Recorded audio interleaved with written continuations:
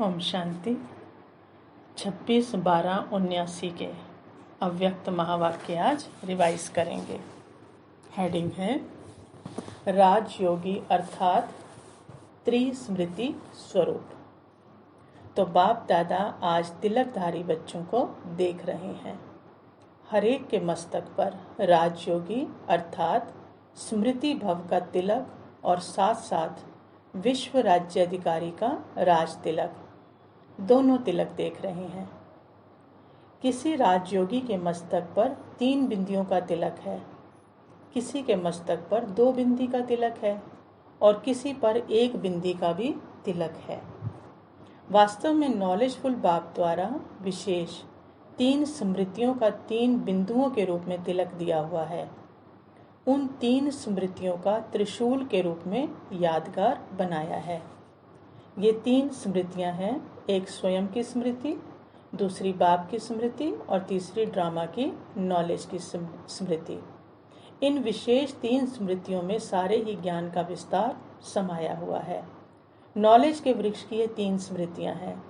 जैसे वृक्ष का पहले बीज होता है, उस बीज द्वारा पहले 2 पत्ते निकलते हैं, फिर वृक्ष का विस्तार होता है। ऐसे मुख्य है बीज बाप की स्मृति। फिर 2 पत्ते क्या हैं?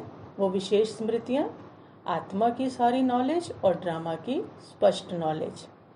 इन 3 स्मृतियों को धारण करने वाले स्मृति भव के वरदानी बन जाते हैं। इन 3 स्मृतियों के आधार पर मायाजीत जगतजीत बन जाते हैं। तीनों स्मृतियों की ही संगम युग पर विशेषता है। इसलिए राजयोगी तिलक 3 स्मृतियों का अर्थात 3 बिंदी के रूप में हरेक के मस्तक पर चमकता है।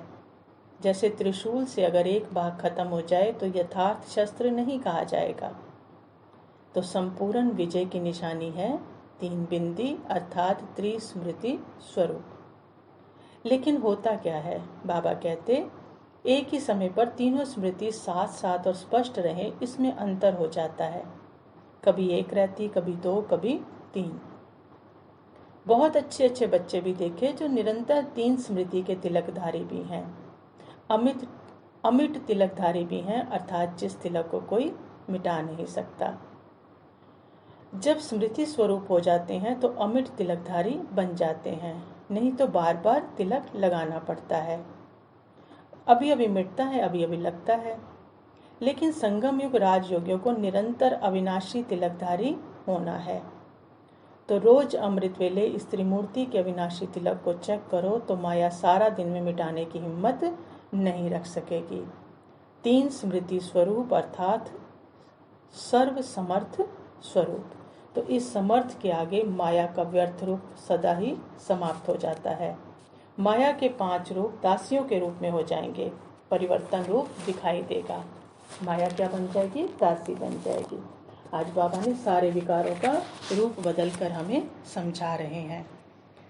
बाबा ने कहा काम विकार शुभ भावना के रूप में, शुभ कामना के रूप में आपके पुरुषार्थ में सहयोगी रूप बन जाएगा। काम विकार किस में कन्वर्ट हो जाएगा? शुभ कामना के रूप में। काम के रूप में वार करने वाला शुभ कामना के रूप में विश्व सेवाधारी रूप बन जाएगा। दुश्मन की बजाय दोस्त बन जाएगा। और क्रोधाग्नि के रूप में जो ईश्वरीय संपत्ति को जला रहे हैं, वो जोश के रूप में सबको बेहोश कर रहा है। यही क्रोध विकार बाबा कहते परिवर्तित हो रूहानी जोश व रूहानी खुमारी के रूप में बेहोश को होश दिलाने वाला बन जाएगा। जो क्रोध खुद को बेहोश कर रहा है, वो बाबा कहते हैं जोश दिला रहा है, वो क्या बन जाएगा?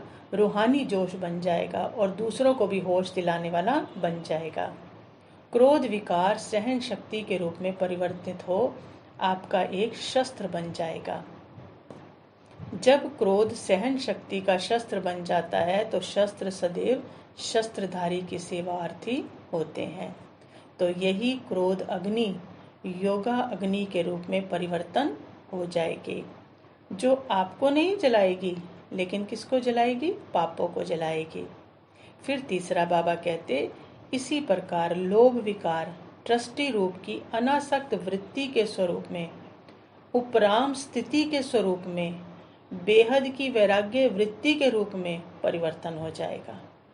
लोभ खत्म हो जाएगा और सदा चाहिए चाहिए के बदले क्या हो जाएगा, इच्छा मात्रम अविद्या स्वरूप हो जाएंगे। लोभ को चाहिए नहीं कहेंगे, लेकिन क्या कहेंगे, जाइए कहेंगे। लेना है नहीं, देना है देना है, ये परिवर्तन हो जाएगा। लोभ इस रीति से परिवर्तन हो जाएगा। यही लोभ अनासक्त वृत्ति व देने वाला दाता के स्वरूप की स्मृति स्वरूप में परिवर्तन हो जाएगा। इसी प्रकार चौथा विकार कौन सा है, मोह विकार। ये वार करने की बजाय स्नेह के रूप में बाप की याद और सेवा में विशेष साथी बन जाएगा। स्नेह, याद और सेवा में सफलता का विशेष साधन बन जाएगा। और पांचवा अहंकार विकार, देह अभिमान से परिवर्तित हो स्वाभिमानी बन जाएगा। स्वाभिमान चढ़ती कला का साधन है और देह अभिमान गिरती कला का साधन है। तो देह अभिमान परिवर्तित हो स्व अभिमान के रूप में समर्थी स्वरूप बनने के साधन बन जाएंगे। इसी प्रकार ये विकार अर्थात विकराल रूपधारी आपकी सेवा के सहयोगी आपकी श्रेष्ठ शक्तियों के स्वरूप में परिवर्तन हो जाएंगे।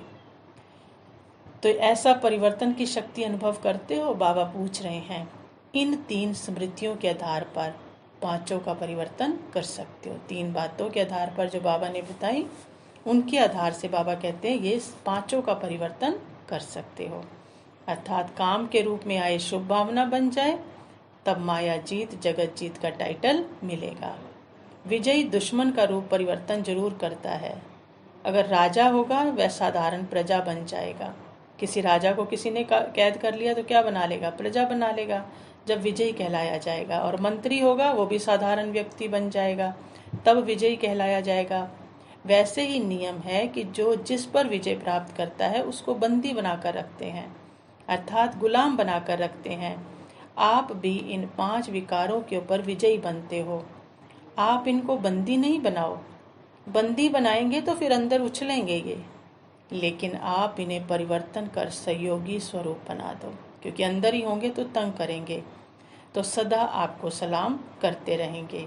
विश्व परिवर्तन के पहले स्व परिवर्तन करो। स्व परिवर्तन से विश्व परिवर्तन सहज हो जाएगा। परिवर्तन करने की शक्ति सदा अपने साथ रखो। परिवर्तन शक्ति का महत्व बहुत बड़ा है। फिर बाबा कहते विशेष सेवा है एक ही समय में तीनों प्रकार की इकट्ठी सेवा। वाचा के साथ साथ मनसा की भी सेवा साथ हो, और कर्मणा अर्थात संपर्क संग से संग के आधार पर ही रंग लगाने की सेवा हो। बोल द्वारा भी सेवा हो और संकल्प द्वारा भी सेवा हो।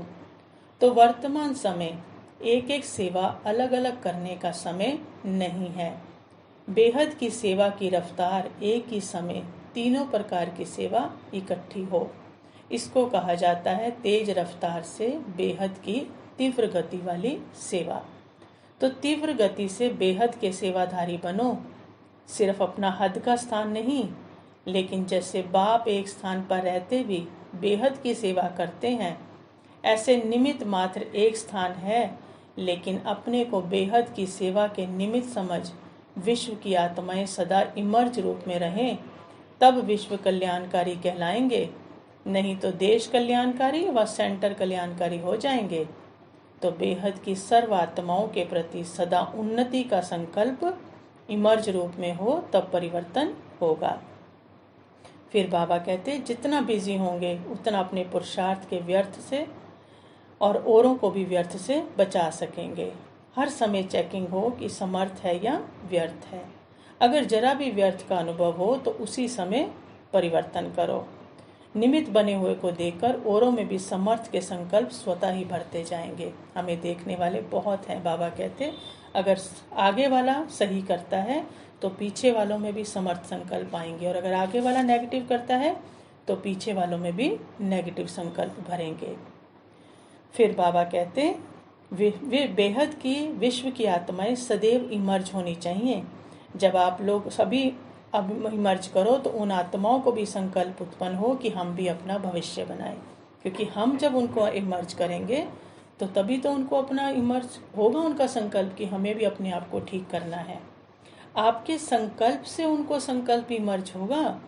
तो विश्व कल्याणकारी का अर्थ है कि विश्व के आधार मूर्त जरा भी अलबेलापन, हम बच्चे कौन है बाबा के, सब आधार मूर्त हैं विश्व के, तो हमारा जरा भी अलबेलापन विश्व को अलबेला बना देगा। इतना अटेंशन अपने ऊपर रखना है कि मेरे एक एक संकल्प का असर दुनिया पर, विश्व पर पड़ना है। फिर बाबा कहते स्वस्थिति द्वारा परिस्थिति पर विजय। ये देह भी पर है, स्व नहीं है, तो देह के भान में आना ये भी स्वस्थिति नहीं है। तो चेक करो सारे दिन में स्वस्थिति कितना समय रहती है, क्योंकि स्वस्थिति व स्वधर्म सदा सुख का अनुभव कराएगा, और प्रकृति धर्म अर्थात पर धर्म या देह की स्मृति किसी न किसी प्रकार से दुख का अनुभव जरूर कराएगी। तो जो सदा स्वस्थिति में होगा वो सदा सुख का अनुभव करेगा। संकल्प में भी अगर दुख की लहर आई तो सिद्ध है कि स्वस्थिति से, स्वधर्म से हम नीचे आ गए। अब जब हमारा नया जन्म हो गया, सुखदाता के बच्चे बन गए, तो सुख के सागर के बच्चे सदा सुख से संपन्न होंगे। बाबा कहते समय की रफ्तार के अनुसार अब हाई जंप के बिना पहुंच नहीं सकते। अभी दौड़ने का समय गया, अब हाई जंप लगाओ। पुरुषार्थ में तीव्र शब्द ऐड करो। याद में रहते हो, ये कोई बड़ी बात नहीं है, लेकिन याद के साथ साथ सहज योगी, निरंतर योगी हो। अगर ये नहीं है तो याद भी अधूरी रहेगी। फिर बाबा कहते विश्व सेवा और स्व की सेवा दोनों का बैलेंस रखने से ही सफलता होगी। अगर स्व सेवा को छोड़ विश्व सेवा में लग जाते या विश्व सेवा भूल स्व सेवा ही करते तो सफलता मिल नहीं सकती। तो दोनों का बैलेंस रखना पड़ेगा। दोनों सेवाएं साथ साथ चाहिए। मनसा और वाचा दोनों सेवा इकट्ठी होंगी तो मेहनत से बच जाएंगे। जब कोई भी सेवार्थ जाते हो तो पहले चेक करो कि स्व स्थिति में स्थित होकर जा रहे हो, हलचल में तो नहीं जा रहे हो। अगर स्वयं हलचल में होंगे तो सुनने वाले भी एकाग्र नहीं होते, अनुभव नहीं करते। तो अनुभव में रहकर बाबा कहते फिर दूसरों को अनुभव कराना है। फिर बाबा कहते अपने पुरुषार्थ के अनुसार बाप के द्वारा अनेक ज्ञान के राज्यों को जानते हुए, क्योंकि बाबा ने तो, कितनी गहरी बात बाबा कह रहे हैं कि बाबा ने तो सारे बताए हैं, लेकिन हम कैसे जान रहे हैं उन राज्यों को?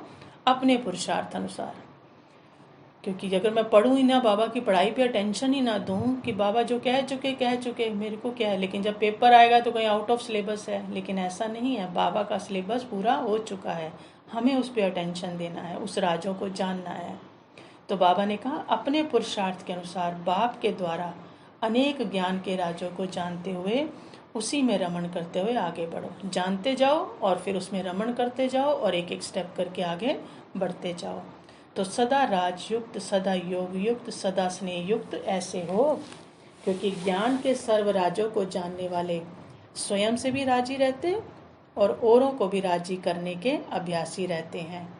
तो सदा राजयुक्त अर्थात राजी करने वाले कभी भी नाराज नहीं हो सकते। ऐसे सर्व राजों को जानने वाले बाप के प्रिय भी हैं और समीप भी हैं। फिर बाबा कहते जैसे भक्ति मार्ग में गुरु कृपा गाई हुई है ना, तो ज्ञान मार्ग में सदगुरु की कृपा क्या है हमारे ऊपर? कौन सी कृपा कर रहा है सतगुरु? पढ़ाई की कृपा से सतगुरु माला माल बना देते हैं। और हम कहें बाबा कृपा कर दे और हम पढ़ाई ना पढ़ें तो इम्पॉसिबल है। जिसके ऊपर सतगुरु की कृपा हो गई, अर्थात हमें भगवान खुद पढ़ाने आ रहा है, तो ये हमारे ऊपर क्या हो गई? सतगुरु की कृपा हो गई। वो सदा मुक्त और जीवन मुक्त बन गया। फिर बाबा ने वरदान दिया, मनन शक्ति द्वारा बुद्धि को शक्तिशाली बनाने वाले मास्टर सर्वशक्तिमान भव। बाबा कहते मनन शक्ति ही दिव्य बुद्धि की खुराक है। जैसे भक्ति में सिमरन करने के अभ्यासी हैं, ऐसे ज्ञान में स्मृति की शक्ति है। इस शक्ति द्वारा मास्टर सर्वशक्तिवान बनो। रोज अमृत वेले अपने एक टाइटल को स्मृति में लाओ और मनन करते रहो, तो मनन शक्ति से बुद्धि शक्तिशाली रहेगी। शक्तिशाली बुद्धि के ऊपर माया का वार नहीं हो सकता, परवश नहीं हो सकते। क्योंकि माया सबसे पहले व्यर्थ संकल्प रूपी बाण द्वारा दिव्य बुद्धि को कमजोर बनाती है। इस कमजोरी से बचने का साधन है मनन शक्ति। व्यर्थ आएगा तो बुद्धि कमजोर होगी। बाबा कहते तुम मनन में लगे रहो तो व्यर्थ आएगा ही नहीं। फिर स्लोगन दिया बाबा ने, आज्ञाकारी बच्चे ही दुआओं के पात्र हैं। दुआओं का प्रभाव दिल को सदा संतुष्ट रखता है, क्योंकि दुआएं मिल रही हैं तो मन कैसा होगा, दिल कैसा होगा, संतुष्ट होगा। अच्छा, ओम शांति।